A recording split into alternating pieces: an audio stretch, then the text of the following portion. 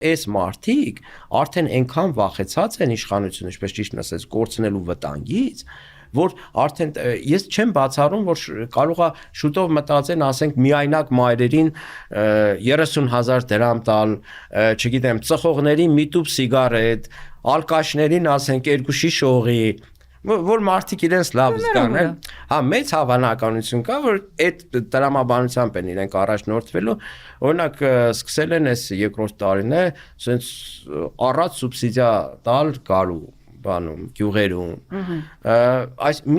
պետական բյուջեն, երբ մարդիկ համարում են իրենց սեփական գրպանը, իրենք կարող են իրենց շատ բաներ թույլ տալ, եւ հետո ներկայացնեմ, որ ընտրությունները անցել են ազատ, արդար, մրցակցային բանով, բայց մենք իրականում տեսնում ենք ու ժողովուրդն էլ իրականում արդեն զգում է, որ այս իշխանությունը փորձում է իրեն կոպիտ ասած շատ կներեք այս արտահայտության համար էշի տեղ դնել այս իշխանությունը իր սիրելի ժողովրդին, բայց այդ հարգելի ժողովուրդը արդեն հասկանում է, որ այս իշխանությունը գալիս է իր դուրը մենակ այն ժամանակ, երբ որ պետք է իրենից իշխանություն վերցնի մեկ օրվա մեջ, հետո 5 տարի քերի այդ նույն ժողովրդին,